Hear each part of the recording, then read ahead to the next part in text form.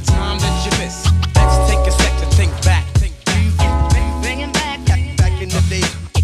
Take a sec to think back like this. Go inside your mind and find a time that you miss.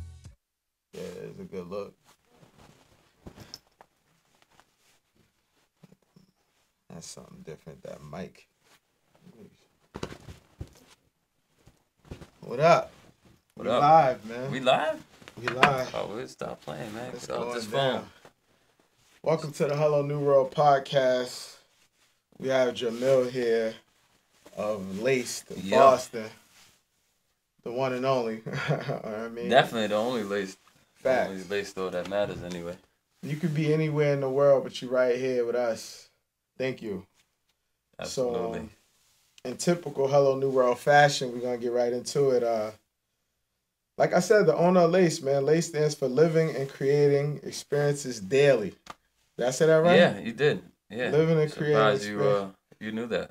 Surprised I knew that, right? Yeah, a little research I see. Funny that way that came about. I actually bought Laced. It was already open in 2006, and I bought it in 2010. I'll probably tell you a little more about that in a little bit, but I want to tell you how I wanted to mean something to me, right? Lace was named Lace. Someone named it that. Yeah. That meant something to them. I wanted to kind of repurpose that and make sure it meant something to me. And we did a acronym contest online, and we're giving away like a T-shirt or something light. But we got a bunch of entries, and that's the one that stood out to me. That's the one that kind of represented and felt. It's almost like the Nike story, because Nike did like a contest, I think, and a girl put a check on the paper. They were looking for a logo. A graphic designer. So funny, we made a T-shirt out of the newspaper article of the girl. And put it on a T-shirt. That's super dope. Yeah, She's super dope. She got a percentage or something. She got $35. $35. I hope she invested it. And so some Nike stock. No, they gave us a Nike stock. Some Nike stock as well. They took care of her. She should be straight. But, so the first question would be, how happy are you on a scale from 1 through 10? I don't know, but I think no one could be 10, right? If you are, that should be momentarily, because you're supposed to be on the pursuit of happiness at all times. You should be. It's more of a journey than it is a location. So to me, I gotta be on that riding that 8-7 wave just to feel consistently a 7 to be trying to stay consistent. But in moments of 10. But it has to be people. You have to be able to. You have to have ups and downs. How the fuck would you know what an 8 is if you never had experience of fucking a 3? You don't know how. You know you need to have. Sunshine feels better because of rain and snow. Facts. Yeah, right. So so you're around a 7 or 8. Yeah, so currently. What would kick you up to a 10, or not like a 10? What? Yeah, I mean, there's moments of those times when you're like, wow, I did that. That's dope. Like we really created something. Some accomplishments are more like creating situations for me. It's more like the meet and greet situations, having at a high at that point. Yeah, having Kendrick come through once and then having him come through again. And you're like, yo, wow, I did that. You know what I'm saying? He's here like right now, and you see fans genuinely love these artists. The fans that come out to meet these artists aren't necessarily my customers. They're fans of the artist. They're coming to see him here. They'll go see him if he was at AutoZone. Like, it don't matter. So it's dope to see their reactions, their genuine reactions to that. Creating experiences daily. Right. That's that part of that model. Laced experience right there. Correct. Is it true your mother couldn't afford an abortion? No, I was just joking around. I'd say a lot of crazy shit I hear in songs. Okay. I don't. My mom was pretty religious. I doubt she wanted to have an abortion. Yeah. She had me young, so she definitely wasn't. I don't think that was the case. I mean, not throw my mom under the bus like that. Okay, that's cool. Yeah. So, where are you from originally? I'm Puerto Rican and Dominican. I grew up in, as a kid, grew up in some parts of Dorchester. My dad had a house out there, but then we moved to Canton for a little while. I remember living in Canton as a kid. That's a come up.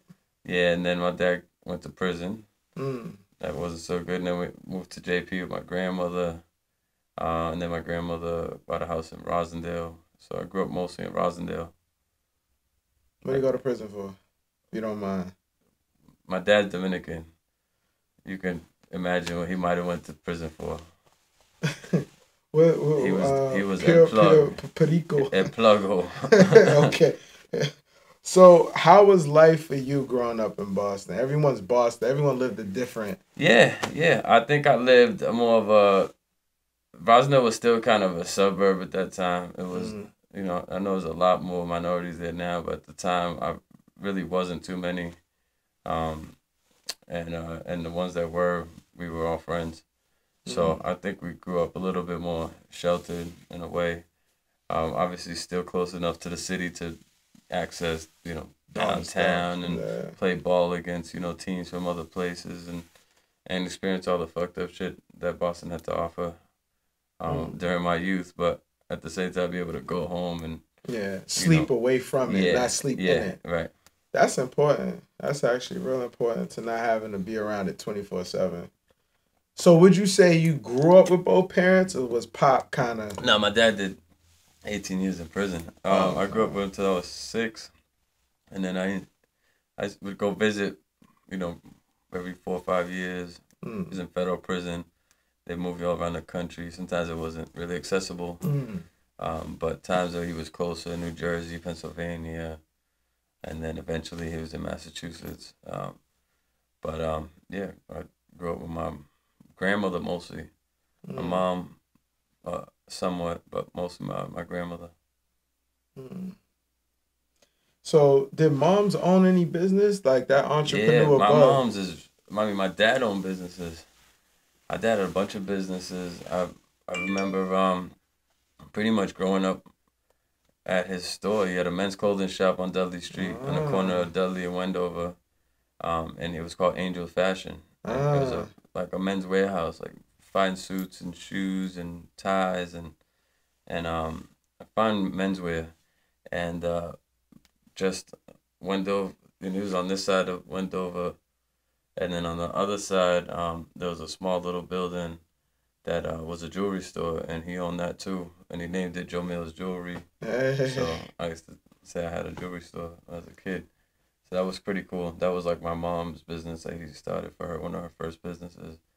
But since then, my mom has become quite the Renaissance woman, doing all types of stuff from travel. She is a licensed real estate agent, licensed travel agent, justice of the peace, notary public,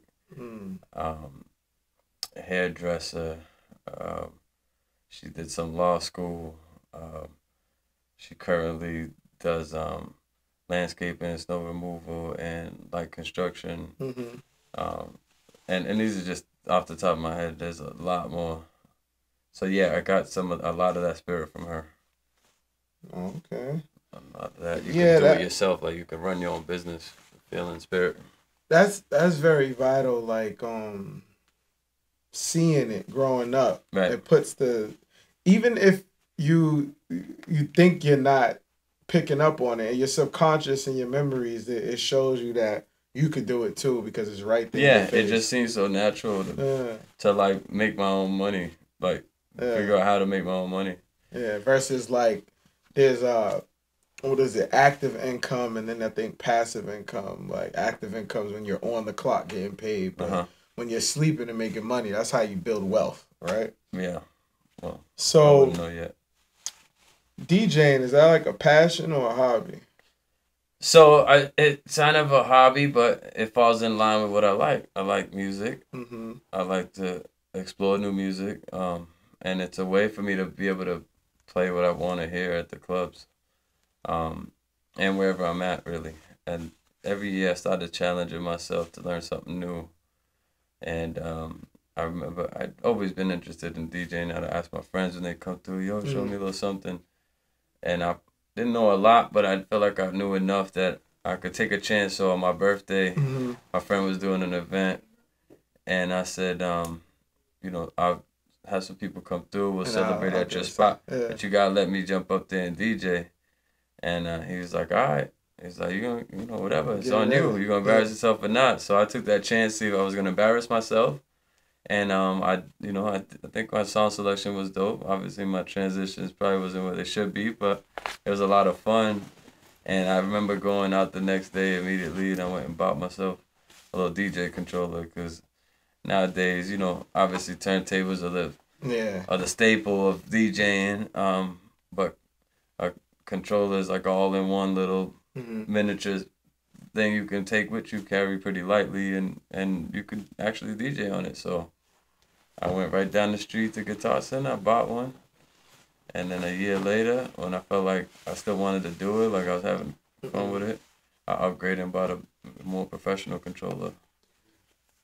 So, in life don't always go as planned. Sometimes life has its way of redirecting you. Like this whole podcast thing for me, I'm a good conversationalist, at least I think. And my cousin came to me, he's like, you should do a podcast. And yeah, I was like, okay, whatever. But then as time progressed, other people said it, and it was like, okay, I'll give it a shot. Right. So I said that to say this. What if life presented you with the opportunity to DJ and become bigger? Would you actually pursue it, or be like, that's not really me, to really be that guy? I really have to have a lot of passion for what I'm doing. And I don't want to say I'm realistic, but I have very passion about my brand and my clothing brand. Mm-hmm. And I do almost anything to make sure that would excel. So if that meant, the brand would blow up because of it, then absolutely. If that meant I'm going to have to put my brand to the side in order to do that, then it's a no. Okay. That's dope. So you can stand firm with knowing that he's passionate about Lace. It's not a part-time team. Oh, nah. No half-time team. Real team. There's no plan B. This is the plan. This is it.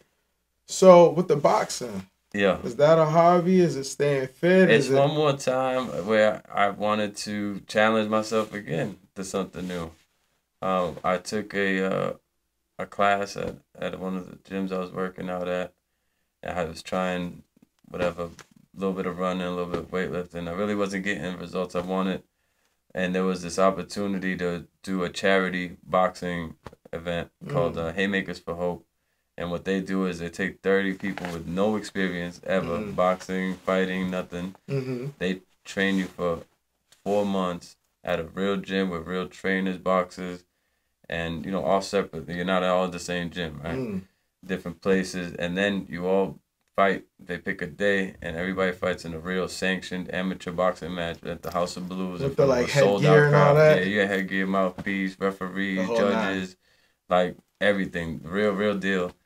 And you only got 4 months from zero to there. Like, you gotta start from never having done no boxing to, in 4 months, you're going to be fighting in front of 2,500 people.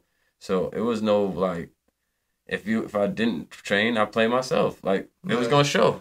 So I really kind of got to the point where I was like, you know what, I really want to do this. And first and foremost, we raised a lot of money for Dana-Farber Cancer Institute, $580,000. So it was for charity. It was a real thing. That's to raise $5,000 minimum per person. That's crazy. So I said, listen, worst case scenario, if I lose, I'm gonna be in the best fucking shape. I'm still gonna get in. Yeah. That how movies, you're gonna be in a movie. They train extensively so they could be in that movie. Yeah. That's thousands and thousands of dollars worth of training by itself. You come out fit, if nothing else. Right. So I was like, if nothing else, I'm gonna come out fit.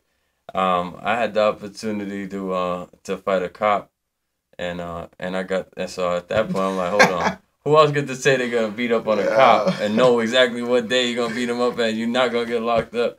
I said, yeah, I need to train harder. Did you take an L? Nope, I won my match. 3 rounds. It was no question, I forgot what the fuck you call it. Unanimous decision. All 3 judges voted for me. Did you have Trayvon Martin in your head? I definitely was like, yo, I'm doing this for Black Lives Matter. No question asked. Hey. But the cool thing about boxing is that there's a lot of camaraderie. I actually made a friend. You know what I'm saying? At the end of it all, you know what I'm saying? We hugged it out. We hung out after that. There was a reunion thing. He's a nice guy. Yeah, need him. I had no problem with it. And to the point that we the day of the fucking match, the motherfucker smiling at me, and I'm like, yo, bro. Stop smiling I'm at not me. smiling at you again until after this match, bro. After, I'm in this. Yeah, so when it came down to the fight, and, you know, they put you in the middle, and the referee tells you, yo, touch gloves, and this is the rule, don't do this. I was staring them down, and when I seen her do this, I said, oh, yeah, I'm fucking him up. I said, oh, yeah, I'm fucking him up. When I see he broke eye contact, I said, yo, it's on. This dude sitting there like, man, I'm doing this for the kids. Yeah, this shot, and you like, nah, son. This is my Floyd Mayweather moment. This is my moment. My people's out there. They're going to be, what? I can't go back. I said, I put my company on the line. I put my name on there. I need to make sure I win. So I was training 2-a-days, you know what I'm saying? Lucky enough, one of my family friends was a professional boxer whose mom passed away from cancer, so it meant a lot more to him as well, and he was willing to put in a lot of work with me. And then I had 2 trainers from the gym who we worked hard, you know what I'm saying? I was proud of it. I think it was dope, great experience. So, you know, once again, I challenged myself to try something new. I ended up loving the results. And now I'm just like, yo, I don't want to be a fucking champ. I don't think I need to go fucking be the champ at this.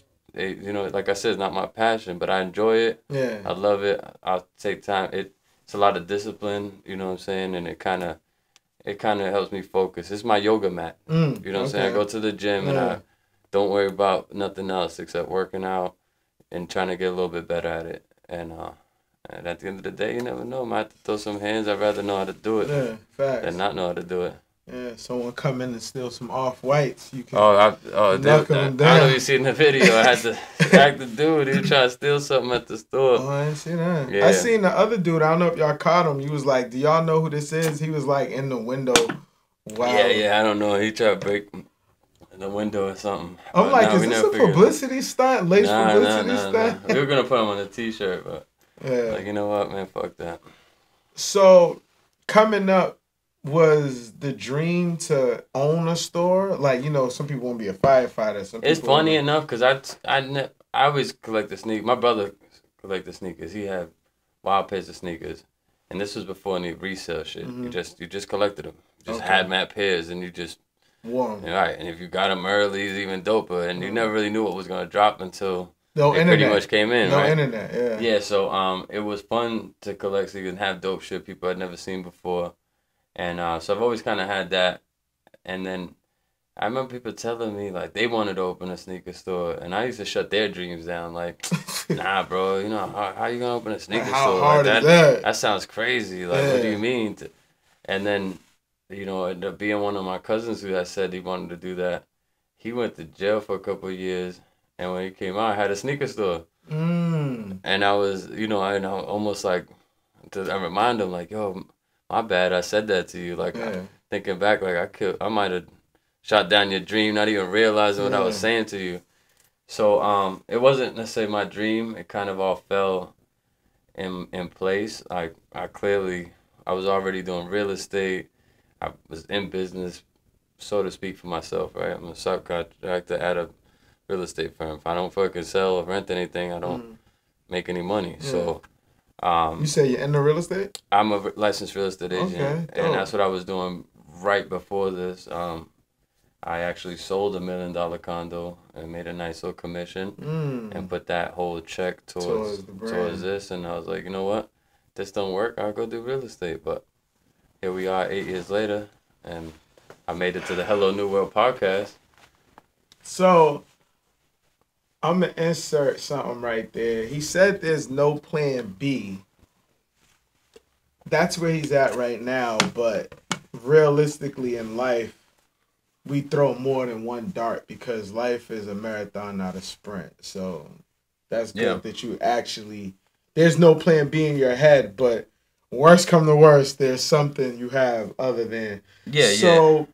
Life before Lace, you had Boardroom Boston, the skate shop. Boardroom Boston. So it's great because those things happen side by side. I love to snowboard, and I wanted to open a snowboard shop at one point. And I was like, I want to be I want to be a beach bum the equivalent to a beach bum on the snow. I want to have a snowboard shop somewhere near a mountain and fucking snowboard as often as I could and work at my snowboard shop. Otherwise, and I was happy with just making enough to do that. Like I was like, it don't have to be big, it could be something small. But living in the city, it's seasonal. I needed something to sell in the summertime. So skateboards was the other. So it was skateboards and snowboards. It was a room, I want to say about half the size of this, or two-thirds of this, about 300 square feet. Tiny inside in the financial district. That's not cheap. And well, luckily enough, I was doing real estate, so I ended up finding this space on Craigslist, and when I looked at the ad, my office had the ad, had the listing. So I called my boss and I said, "Y'all want it?" He's like, "It's yours. Don't worry about it." So I spent a little bit of money. I told you I had the money. What I spent the money on was to start Boardroom Boston. It wasn't to start Laced. How was that though? That business. So that business was cool. The thing is, skateboarders are broke. They don't have a lot of money. And it's just the fact of the matter. It is what it is. Yeah. Skateboarding is almost like a loner sport. You don't really need. It's not basketball. You need a team to do it. You could just jump on your skateboard. Put your headphones on. You could go on and skate by yourself for hours. It's not a super glamorous thing. Yeah, and you don't have to fucking have nothing expensive to do it. Yeah. You know what I'm saying? And almost the grittier you are, almost the more you respect it. Yeah, like he does this. Right, like he does this for real. He's not a mall fucking, a mall skateboarder. So my friends had partnered up with the owner of Laced.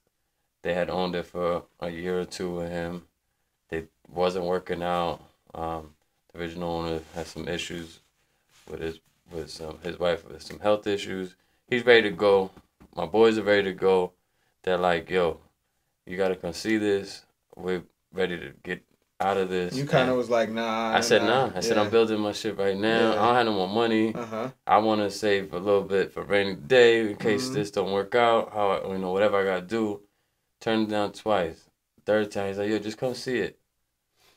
I went to see it, and I was like, "Damn, yo, this is a real store. Put together already. 1,500 square feet, big store, 2 offices, stock room, all that front built out."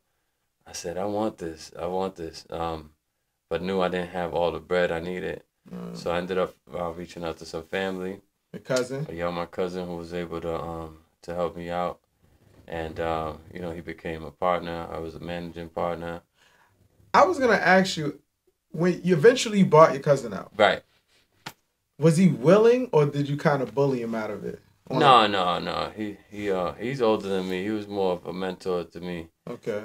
So he didn't have the passion that I have for it. So it's like a silent partner. He wasn't showing up a lot. I mean, don't get me wrong. Yeah. At the beginning, he had resources I didn't have. He had a fucking truck that we could carry fucking stuff back and forth, and we could go pick up shoes. He had money to put down, but I always had that drive to go meet new people, find who to connect with, who gonna sell us the sneakers. You like the running gun of it all. So I'm like, eventually, and he's doing other things. I'm always there.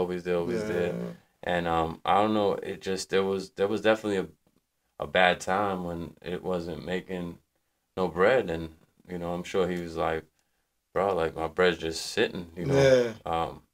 Why don't you, if you believe in this so much, why don't you just keep doing it, And that's pretty what it came down to. And I took a loan to buy him out. I couldn't, it's not like we were making a bunch of bread. I could just give it to him. And I paid off my loan, and, you know what I'm saying, here we are. What's been the most challenging part of owning Laced? I would say it's definitely keeping... I don't even know what's the most challenging part. Like, the most challenging part was having a partner, was trying to keep everyone else happy. You know what I'm saying? When there ain't a whole lot of money coming in. But after that, everything started to kind of flow. Like, you start to, find places to get transitions. We just kept moving on to what worked. Like, I guess that's the most challenging part, is you trying to find what works. So, you know, we tried buying sneakers from people who were selling to us from like stores, right? I was going there next. Right. So I'm trying to buy sneakers from stores who are willing to sell me shit out the back door. Yeah. And then, you know, you invest a lot of money. Some shit's just sitting on the fucking shelves. They don't sell. Then we was like, yo, fuck it. Let's try to fucking buy another store that already got an account. And then we have an account. We got another store. We could just bring shit over. And it's like we have two stores, whatever. When that didn't work out, I ended up putting a whole $1 million deal together. Got a friend to buy these 5 stores, family-owned stores. It's a small chain, family-owned chain, open since 1908. And we bought that shit for $1 million. Put a $500,000 down. You know, I got one of my boys to be the main investor. Once again, one of those situations where I was going to run shit, manage it. Mm-hmm. And it didn't work out. You know what I'm saying? So those are some of the biggest challenges was finding the transition where when none of that worked, what are we going to do? Shut the store down? I'm like, nah, fuck it. Yeah. We're going to do consignment. Sink or swim. So that was my next question, actually. I was going to ask you, like, has it been better doing consignment or versus having a high tier account where you get those releases from your Nike and all that? It is. And a lot of people ain't going to want to hear this shit, but fucking that shit is a trap. Having them high tier accounts is dope when they send you 12 pairs of these but they send you a lot of garbage. But you go to a Nike meeting and it's 6 months ahead of time, right? So they're showing you the stuff that's gonna come out 6 months from now. You gotta forecast what you think is gonna be hot, and then they got a bunch of Jordan product, right? Not just retros. They make Jumpman sweatsuits, fucking Jordan Trunners, fucking whatever Jordan sandals. They bunch of Jordan clothes. And he wouldn't even show you these. He'd keep them under the table, and he'd be like, you can't even see that shit until you look through all the other shit. Yeah. He makes sure you order from all the other bullshit. That nobody And wants. then they show you the 3 pairs that are coming out. Because it's still 6 months ahead, but it's for 3 months. So you're ordering, you know, let's say in quarters. So October, November, December. Here's your October, November, December Jordans that are coming out. And you're getting 12 pairs per store or something like that. Like 13, you know, whatever, maybe a little more depending on how accessible it is. And then all the Jumpmans, you fucking sitting on them. So if you trying to use that money to pay for the fucking Jumpmans, how you gonna pay your rent, your light, the rest of your shit? You know what I'm saying? It's a trap. Like, you gotta buy a lot of bullshit to get a little bit of dope shit. And it's almost like having a bad record deal. I guess, but I guess 360 deal. I guess, yeah, it's like you constantly gonna be owing them money, and they want their money in 30 days, regardless whether you sold the shoes or not.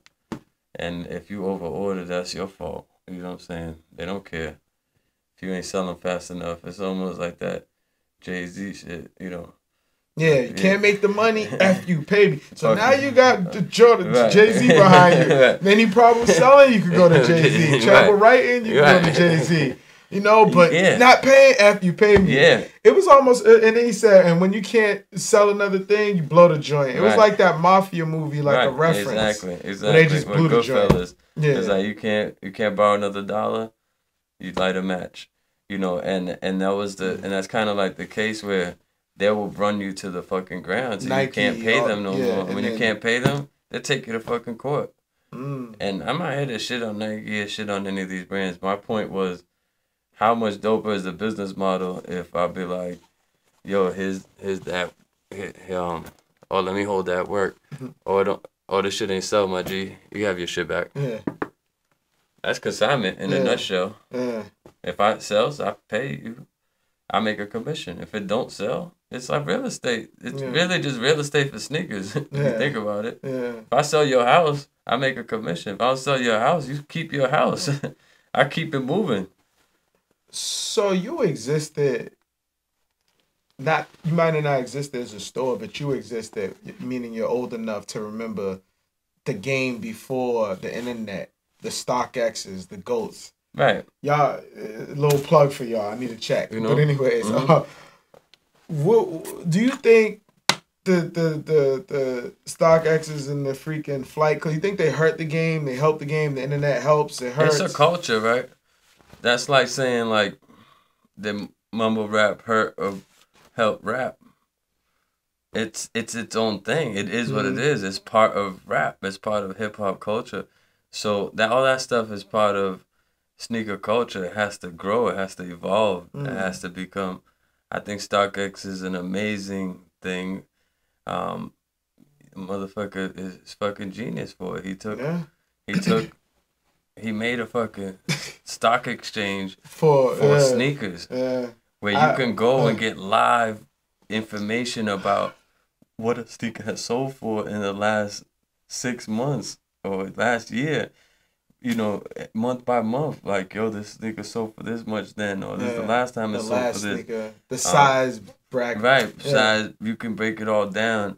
That's very valuable information, and there really wasn't a place for you to price out a shoe. Yeah, because some of these things were damn near impossible to get. So you basing your price off of somebody's random ass eBay price of $4,500. You know what I'm saying? Because they don't care, so they put it up on eBay for something ridiculous. But there's nothing damn to well, gauge it. No way to gauge it. Right. This is a great tool to gauge the pricing of sneakers, and now they extend it to other merchandise. And sure, it hurt it at the same time. Yeah. Because now everybody gotta do the lower price that they put. You know. And you can sell on it directly, so the sneaker store who used to have to backdoor it to somebody can just bypass that and just, I'm gonna list these sneakers right now. That's facts, man. Shouts out to StockX. I made like $4,000 off of them because they buy Gucci book bags, they buy a little of everything. Right. And I've spent and it's instantly sold too. You know, some of the stuff the bid is already you put there. up, but some of the things, if you want to just take what somebody's offering, it's just sold. I know exactly how it goes. Yeah, so I mean, I give them the credit where it's due. You know what I'm saying? Definitely, I think it's a great tool for them, for other people to have. And I said it's part of the culture. Sneaker culture is not to be contained. It has transcended all worlds, all it's huge. Everything. You know what I'm saying? It's on TV. It's on. It's in music. You know, it's in sports. The high end brands are now adopting the whole sneaker concept. They're coming down to meet. You know, I just seen Fendi do a collab with Fila. Perfect.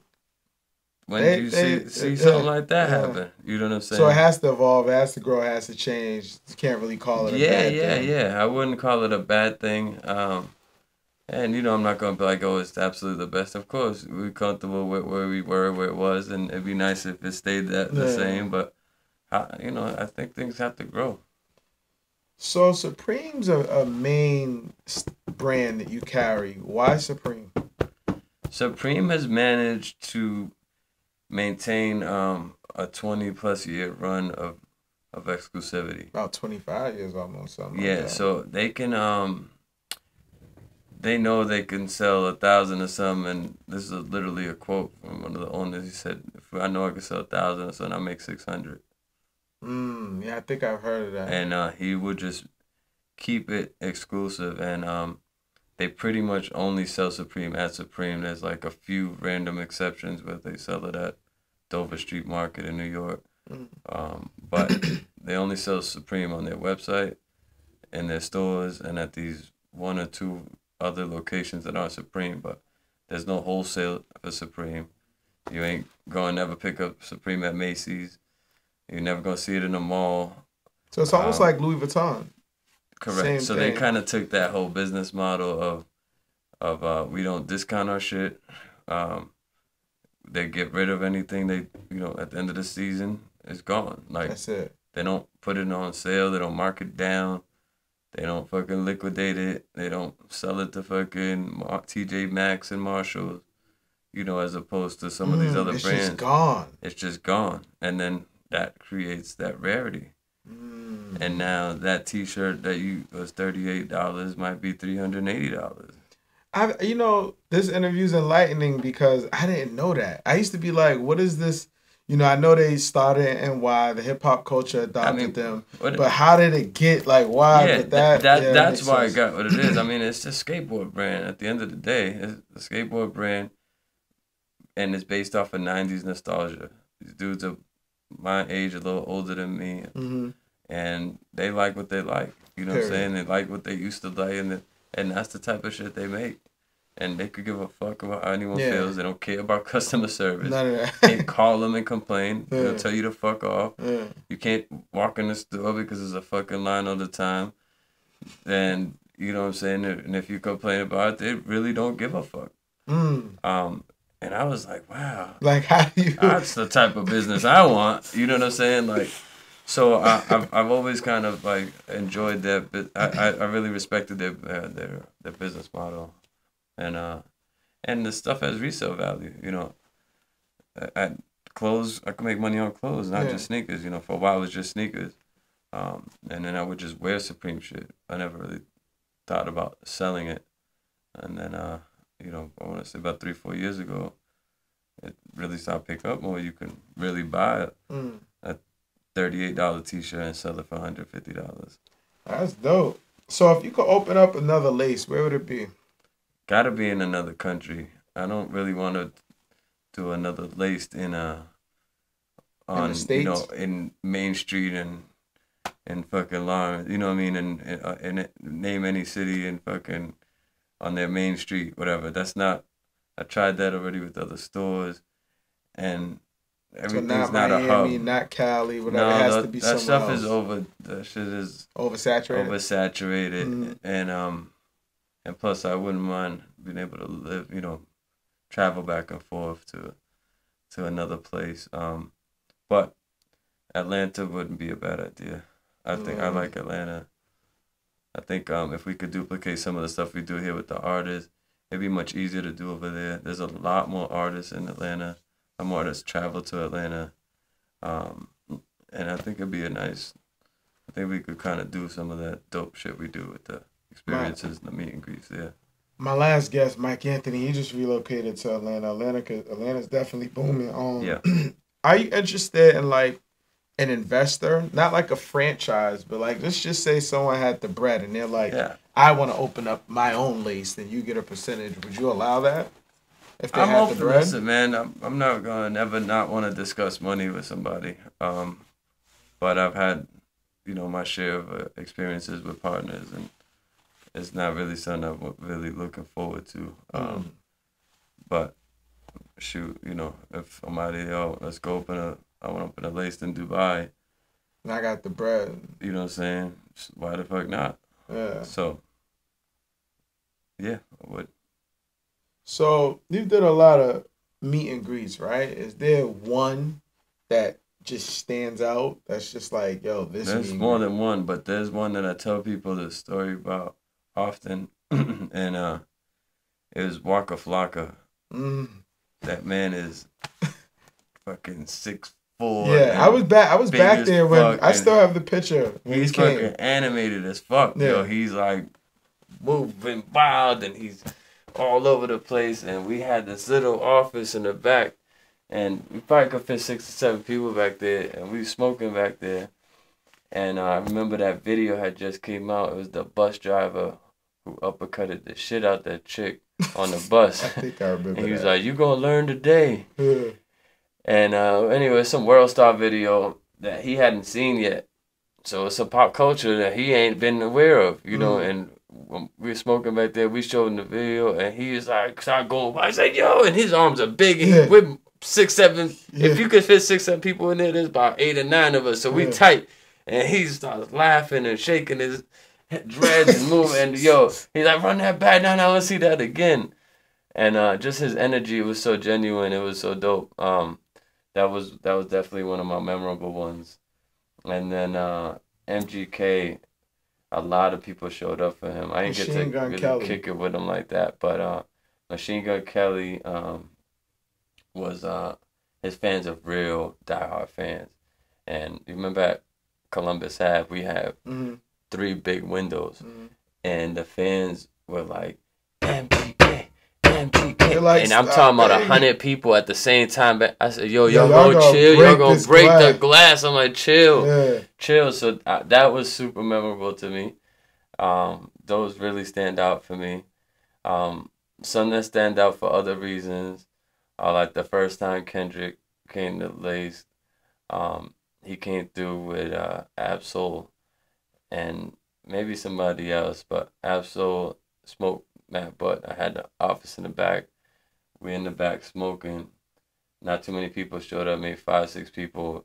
So Kendrick just chilling. We had the sofa in the back. Early Kendrick. Yeah. He was just chilling. And I remember him walking to Subway at Mass Ave Station by himself. When he got to Subway, came back. Yeah. That's a good. You know what I'm saying? Like, for him to be mobbed. Can't even walk that far right now by crazy. himself. So you remember him doing that, you know, coming back, chilling, and I'm smoking in the back with Absol, and he put me on to. He's like, I make music too. He showed me some of his videos and some of the stuff he does. And my man literally had just started rapping I don't know, he's been rapping for a minute. I'm not talking about Absol, but one of my Boston boys had just started rapping, decided he want to be a rapper. You know, every day a new rapper's born. So this dude decided he wanted to rap. He made one video and he's like amped right now. He got 100 views. He's excited. Absol. No, my man. Oh, your man. Okay. I'm telling him about my man. I start dismissing Absol. Like, Absol, your shit's hot, but you got to check my man's out. My man's really hot. And I'm going in, and I'm telling him, and he's so humble. Like, he ain't even, letting me know, yo, my dude, I'm really on. You don't understand. He's like, but all right, I'll hear it out. And looking back on it, you're like, I'm wow. Like, wow, bro, I was really stupid for that one. You don't realize who you was talking to. Yeah. So, but we have a great relationship now. You know what I'm saying? He's been back to the store several times. You know, he's on tour here. You know, we hang out. You brought me back. Yeah. I'm walking through Copley Mall. I see the homie walking. He has a Jesus face chain on. He just came from shooting a video, doing a little photo shoot with Society Clothing. Yep. And he's chilling. He has on the first Yeezys, the first one, the Nike one. And he's in the mall, and I'm like, I'm fresh. He's fresh. Right. I'm like, yo, where'd you get your Yeezys? He's like, man, I got these for free $99. We kicked it for about an hour as Big Sean. Oh, shit. I had no clue he was. Right. It was just this cool dude with another dude. Yeah. And we're just kicking it. He goes in his book bag. He's like, here's my mixtape, man. Check it out. It was the Big Sean. He had the Billionaires Boys Club on. Yeah. And I said to him, yo, I hope this don't suck, bro. Yo, right? We're so... Because he got me out the book bag. Yo, right. Come on, how many times have you been approached like that and the shit sucked? It's not even... your fault for doing that. It's Big Sean. Yeah, but looking back on it, damn. Oh, yeah. Bro. So I have that moment where I'm looking now and I'm like, yo, you should have got his email. You should have got... And I just felt like an idiot. Like, yo, son, I had one of those moments, straight up, too, with... did a Bobby Shmurda meet and greet. He's 7 hours late to the meet and greet. Fans still showed up. You don't know, and they showed up early. They waited 2-3 hours. We told them, yo, come back later. And we kept the store open just because we knew for a fact he was coming. Yeah. They running late. So there was this rapper there handing out mixtapes. And my man Reese from the City team was like, yo, these kids are from New Jersey, bro. Like, they ain't from Boston. They're dope. You know what I'm saying? Check them out. Bobby had just showed up. So Bobby's in the building. Once again, we're in the famous office. We smoking. Crazy Bone shows up. You know what I'm saying? Bone Thugs and Harmony. They had never met before. So they meet for the first time in my office, smoking blunt. And Crazy Bone telling them how dope he is and how he gonna have a dope career. Didn't know who he was? Shmurda knew who he was. Okay. So he was, they're vibing. So my man's like, yo, these kids from New Jersey want to go in the back and smoke. I said, my man, I'm sorry. I got mad people back there now. Yeah. I really can't do it. I got crazy. I'm explaining the situation. And so it come down to the next day, I'm listening to the mixtape. Somebody was playing it. Like a DJ, someone was DJing. I'm like, yo, what's this? Who's this? And It was Trap Queen. Yo, Fetty Wap. Fetty Wap, my dude. That was the one that wanted to go back there. I didn't let him in the back to burn it down. Went back to New Jersey, never talked to him again. Jersey kid, yeah, Fetty. I still, to this day, have no relationship with Fetty Wap. Because it's like, nah, so, okay. Yep. So it would have been a Fetty Wap, Shmurda, and... Early Fetty. That would have been That would have been some historic shit on its own. You know what I'm saying? So yeah, we all had those moments, man. Yeah, this is bad. We could keep going. Yeah. I used to date, so I see one of my exes, Shantae, and we was kicking it like a month ago. And she was like, you know, when I was like 17, we was dating, whatever, you know, next door in the other room, this and that. You know, that was Cousin Stiz. And I'm like, hold on. So when we was together, Cousin Stiz was a little homie, just somewhere circulating in the house. I had a lot of those. Yeah, it's you like know, I feel like we incubated some of that. Like, you know, I remember they would come through and do ciphers at the store, and there was a kid named Cam Eakins, a white kid, and he was kind of popping at the time, and they did a something with him, a little cipher at the store. You know, rest in peace, one of my store managers, Von P. He was a rapper, you know what I'm saying, who kept it low, but he encouraged them to come through and spit and do their thing, and I got early videos of Stiz in the cut, you know, in the cypher with these kids, you know what I'm saying. So that I actually, it was dope to see a lot of the Boston kids firsthand have their come up, you know, even if they haven't fully made it to where they want to. I seen them start out, and still I see it now to this day, you know, from GODs and you know, all the way up to like the Plat Finesse, you know what I'm saying, to you know, Jeff Replay, you know, Hefe Replay. That shout out him. Yeah, like I gotta get you on the podcast. You gotta get him on here. That's my guy. I seen him the other day. I told him I gotta get him on the podcast. Definitely. Shout out to Bia too. Like I was kicking it with Bia. I remember we used to kick it with Bia. She didn't even smoke, and she would just chill with us in the office. You know what I'm saying? Bia did her first real live performance at a sneaker event we did at the Lucky Strike. That used to be Jillian's. You know what I'm saying? Right there on Lansdowne Street. We did a sneaker event, and she brought a bunch of sneakers to sell. With her boyfriend she had at the time, he had a bunch of sneakers, so they had a table. I gave her a free table, and we gave her the mic, and she performed there. That's lit. Yeah, so I mean, seeing them come up, like that's one person. Like, anytime I hit a DM, she hit me right back. You know what I'm saying? You know, cause it's like that. Like we was really there. With these artists, watching them come up, and not just the local ones, some of the other underground ones, like Kid Ink, you know what I'm saying? Yeah, that's my guy, you know what I'm saying? Yeah, so it's dope to just see their progression, man, and see them come up. Dope. Lace Collective, man, what's up with that? What is it, you know? Lace Collective, huh? Yeah. So Lace Collective is just, I started doing some, as I was DJing, it was only logical I started doing some promotion, throwing my own parties. So it was kind of like a it's my promotional side of the business. Okay. I still figured any promotion I did and I do has to benefit the brand, has to benefit Lace. So logically had to have the word laced in it, you know what I'm saying? Yeah. And I felt like it was a collective of talent, of young talent. So what I wanted to do was culminate young talent, you know, from videographers to photographers, promoters, models. A collective of talent. It's a collective of talent. A laced collective of talent. Right. Marketing. I get it. So incorporating people, marketing, everything. It's our promotional company where we do our events under, you know, not to be confused with the brand, right? With the clothes that I make and and stuff like that. Okay, that's dope, man.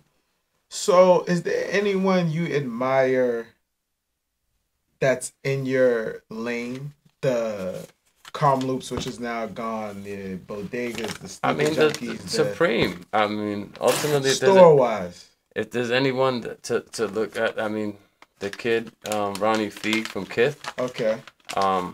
not, it's kind of a weirdo, not my cup of tea, but he is to be respected. I respect the shit out of him, you know what I'm saying? Yeah. Intelligent, smart, you know what I'm saying? But, it is, at the end of the day, I don't spend too much time worrying about Others. It's nice to see what they've done, but it's easy to get caught up in, well, I should be doing that, or lose yourself. And it's like, well, if I'm doing what he's doing, how much of me am I doing? Facts. So it's too easy to get sidetracked, to get jealous, to feel some type of ways about why I'm not there. Start trying to measure your success versus someone else's success, and that just steals away from your creativity, steals from your time, and it's just not healthy. So I don't want you to sound pretentious, like I don't worry about nobody else, but I don't have time. I don't want to have time to worry about nobody else. You're stealing my time when I do that.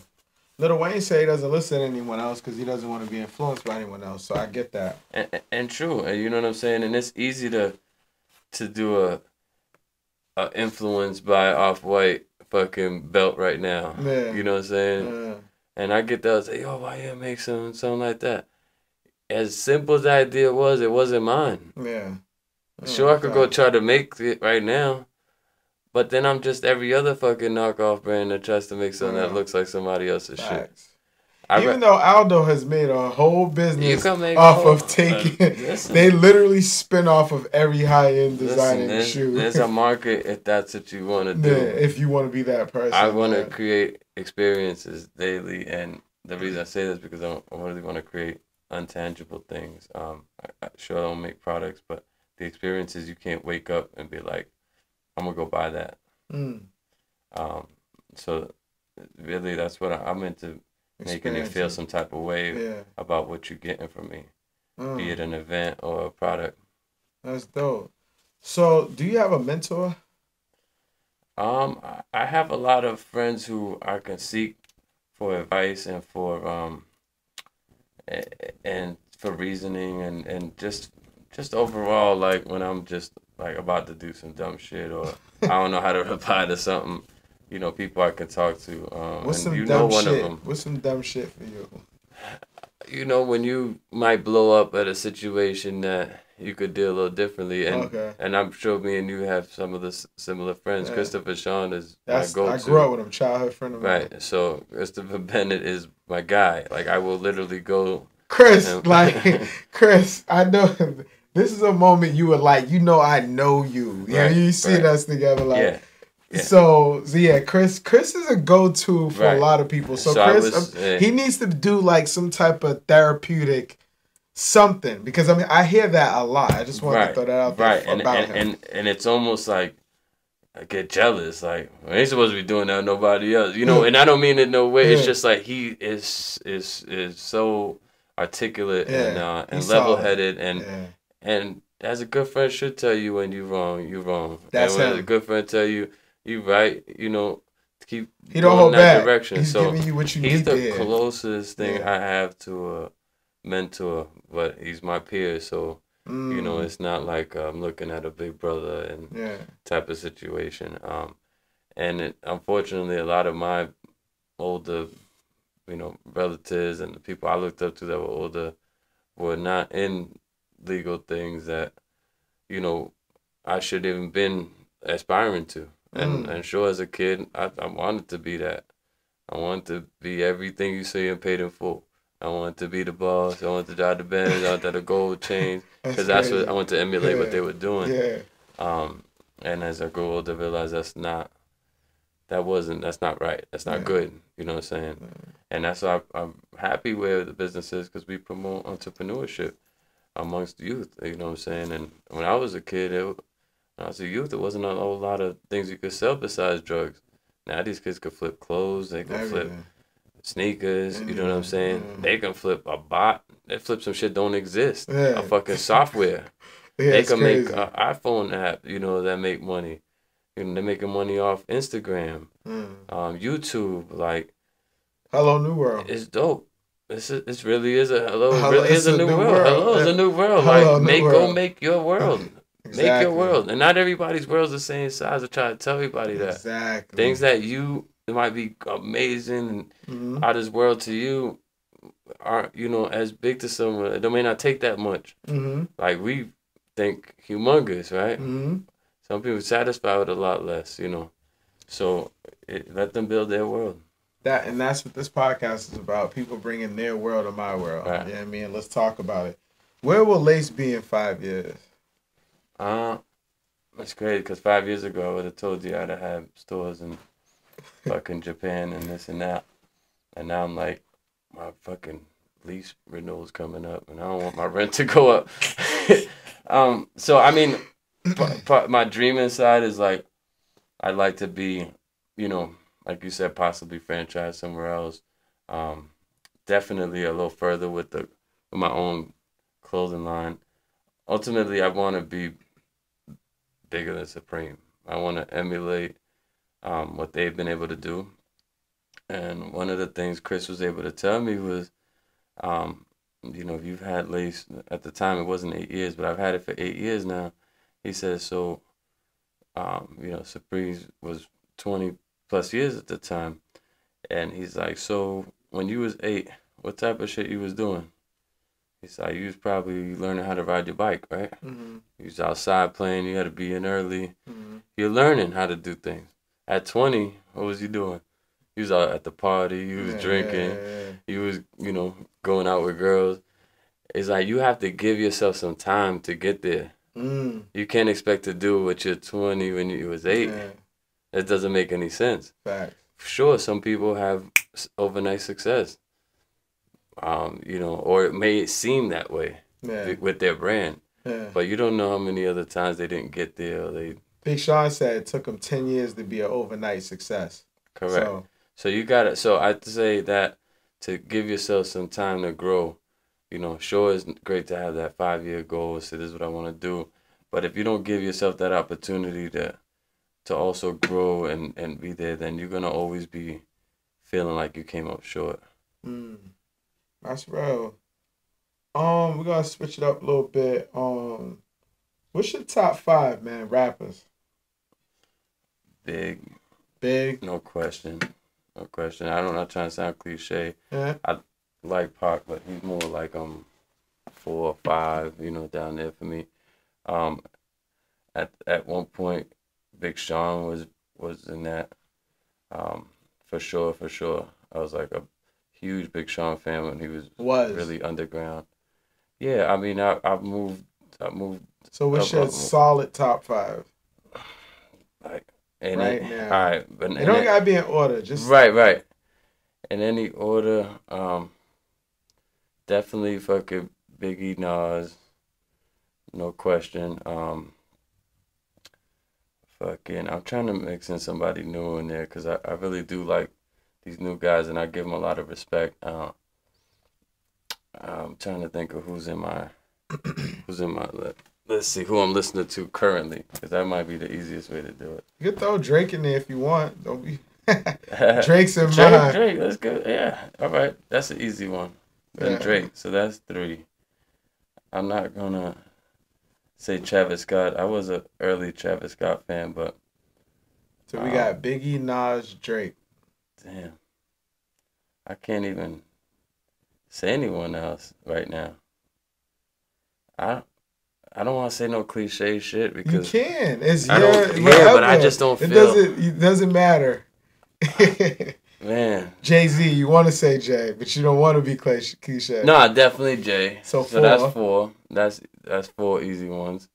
Yeah, I mean, if I had to pick 5 artists to only listen to, then those would be the 4 for sure. And Little B, screw it. Bass guy. Never, man. But we'll leave that last one. Dialogue. Man, let's leave that last one open to something. Oh. Right? That's probably the hardest question I've been asked in a long time. Fave high-end brand? For me, always been Louis Vuitton. Really? I think their ready-to-wear stuff is trash. Yeah, I think only because I never was into their ready-to-wear shit. So belts, accessories, hats. Yeah, plus their craftsmanship and their pricing, it just always seemed elite. to me. Hermes is actually a little more elite. Right. But I get what you're saying. But that was just my perception at the time, and how like they totally would like destroy anything that would get left over. They wouldn't resell it. You like process. You like brand moral and what they're. Yeah. Okay, I respect that. Your favorite 3 sneakers? My favorite 3, Jordan 3s, definitely. Jordan 1s, and these are comfortable as fuck, man. Yo, it's crazy. I was saying he's the most talented rapper ever. Talented rapper to go from producer to rapper to fashion. Right. Like that crossover is and do them all well. Right. Dream car. You got a friend, or you're a billionaire. You can afford any car, past, present, future. What's your dream whip, man? Yeah, man. I wish I knew more about supercars, and I could tell you some crazy names about shit. But I know what car I want next, and then the dream car. The dream car gotta be some type of Lamborghini. I really like Lamborghinis. Okay, yeah, I like do them too. a lot. I do too. But I'm a station wagon guy, and I really want a fucking E63 Benz station wagon. You just like the look. Do you want the bike rack and all that too? Nah, I don't really. But I do want the tinted windows, the big rims. That shit got 600 horsepower, V8 bi-turbo, 3.4 seconds, fucking 0 to 60, like. Shit, and I can still fit my whole family in there. Okay. You know what I'm saying? Like I got 3 kids. What color? Black. Tinted too. All blacked out. Black rims. Black. I'm not into the matte. Matt's nasty. Yeah, I'm just not. With matte black car with a shiny rim. Yeah. That contrast of the dirty car with the rims clean. I'm a chrome rim guy. I'm OG. Yeah, I think some nice chrome wheels might work, and the shiny black for me. Okay. One thing you love and one thing you hate about Boston. One thing I love about Boston is the amount of talent that we have, and the untapped talent, and the just the potential that is here, and it's also a very small city, so it's easy to conquer. Man, I feel like big New fish York in a small pond. Yeah, I feel like you can really shine in Boston if you do something well. Yeah, facts. But one thing I hate about Boston are Boston haters. And I feel like I just read that on the T-shirt yesterday, but it made so much sense. Shout out to In the Scope Apparel. I saw somebody wearing your T-shirt with that. About Boston, the haters. Yeah, you gotta hate Boston haters, because there's people from Boston hating on Boston itself. Like, they'll stunt your growth to a degree. Yeah. So so stay away from them and fuck with the big dreamers. Right, facts. What's the requirements for a person to become like a Lace team member? Like, it's almost like a family, man. So somebody got to vouch for you, and then you got to intern there, and you got to put in some work and show that you not just trying to be there for immediate time. And a lot, that's all my employees came up from being an intern at one point, and come and recommended from someone else. Okay, what does Lace need right now? Like, as far as a team member, like, what do you really need? I think my website could use some help. Also could have a couple more dedicated people who are into going to the next step on whatever social media is, whatever it has to offer, not just social media but like presence. I think we do a decent job at it, but I want the kid who's gonna create the YouTube channel. Oh, okay. Is gonna run it, run that. Create take pictures. Be also like on top of all the latest sneaker information. You know what I'm saying? Be able to share that with us. It's tough. Like right now, I love music. I obviously love sneakers and fashion, but I also like helping, find new talent.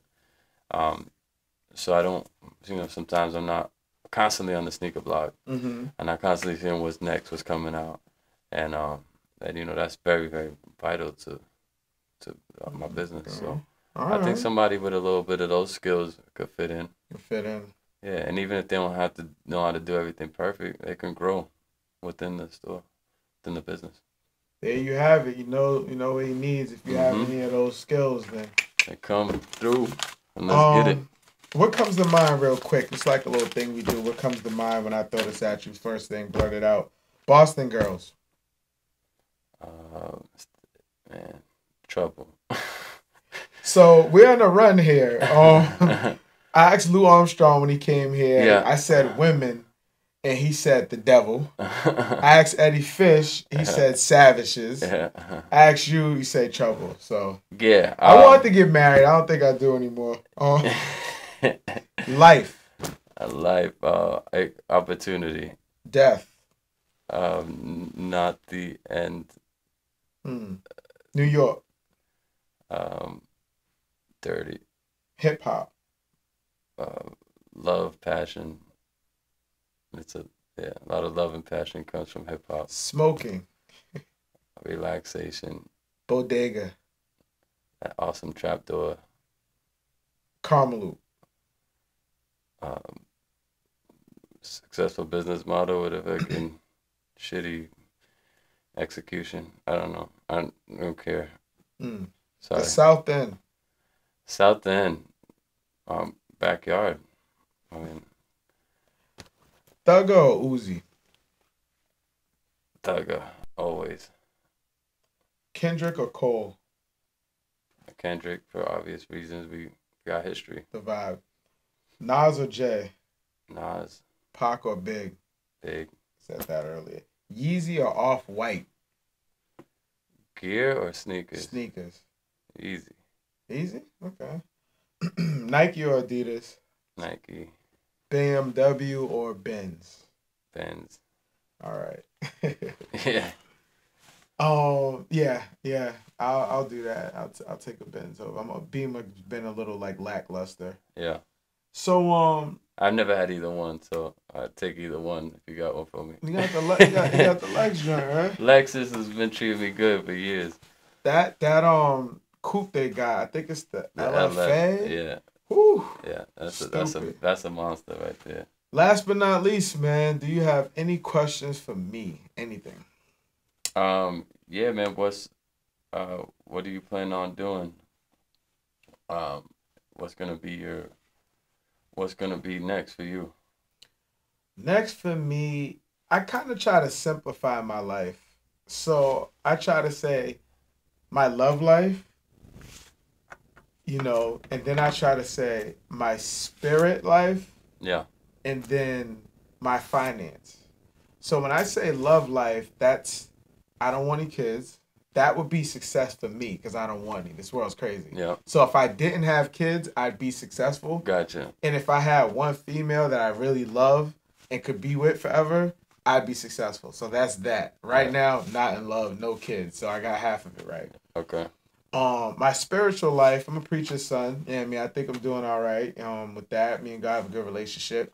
And then finance covers where I'm going to live, what I'm going to eat, what I'm going to drive, my health care insurance, all that. I think that's always kind of like this, but I'm kind of getting a grip on it. I kind of spend money sometimes randomly. Like I was at your event, I just bought the Yeezy boots for $650. Right. I didn't even think about it.